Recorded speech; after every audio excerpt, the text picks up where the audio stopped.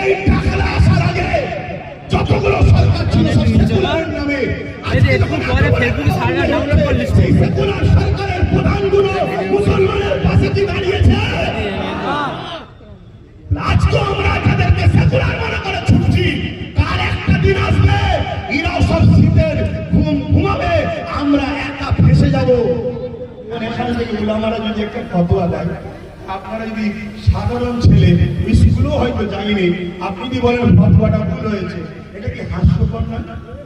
একটু সারা দেন না। রেগে গেলেন? বলো আমার সঙ্গে একমত হাত তুলে দেখায়, একমত তুলে কি আর কত ভাইকে থাকবে? সব আঘাত দিতে দিতে দিতে দিতে আমাদের চায়ের থেকে বেশি প্রিয় সেই রসুলের নাম লেখাতে করে অ্যালার্জি হচ্ছে। এখনো বুঝতে আমাদের বাকি।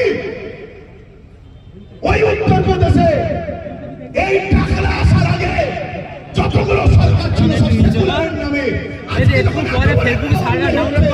সেকুলার সরকারের প্রধানগুলো মুসলমানের পাশে কি দাঁড়িয়েছে?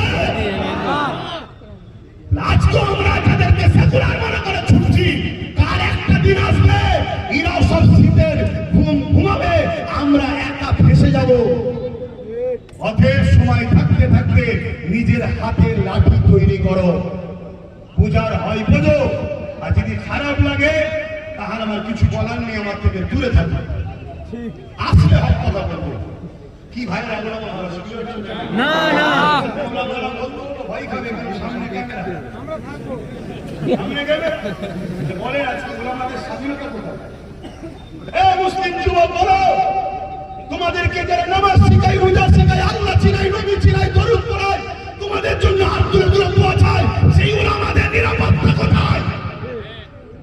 রাত্রিরে জলসা করে আসবে, ঘরে ফিরবে, কোনো নিরাপত্তা নাই। কেন একদল পাগড়িনা উদল লাফালাফি করছে, কখন যে তাকে ধরে আটকে দিয়ে বিভিন্ন স্লোগানে মেরে ফেলবে, কোনো গ্যারান্টি নাই। আর যখনই মেরে ফেলবে তোমরা রাস্তায় নামবে, তাদেরই পুলিশ আসবে, এসে তোমাদেরকে বলবে সব থেকে দিচ্ছি, সব থেকে দিচ্ছি।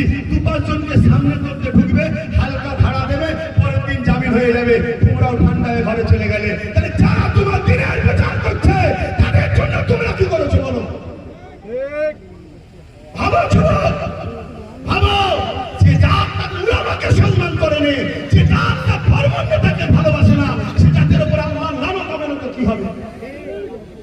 ভাবো ভাইরা, ইমাম যদি নাও দাঁড়ায়, ইমাম তো শিক্ষা দিতে পারে। আলেম যদি নিজে ডাইরেক্ট নাও আসে, আলেম তো তার অনুসারীদের ঘরে শিক্ষা তো দিতে পারে যে বাবারা খবরদার সুদের সাথে, চুলমের সাথে, ঘুষের সাথে, মিথ্যার সাথে থাকিস না, এটা বলা দরকার আছে না? না সেই বলার অধিকার আমাদের আছে আজকাল না? ভাইরা আমার, একদম শেষ কথা বলছি, তাহলে মুফতি যদি ফতোয়া দেয়, মুফতি যদি ফতোয়া কাটে যে ভুল হয়েছে, মানাবে। একটা ডাক্তার যদি প্রেসক্রিপশন করে, ওই প্রেসক্রিপশনের যদি আরেকটা ডাক্তার বলে যে ট্রিটমেন্ট ভুল হয়েছে, তাহলে মানাবে।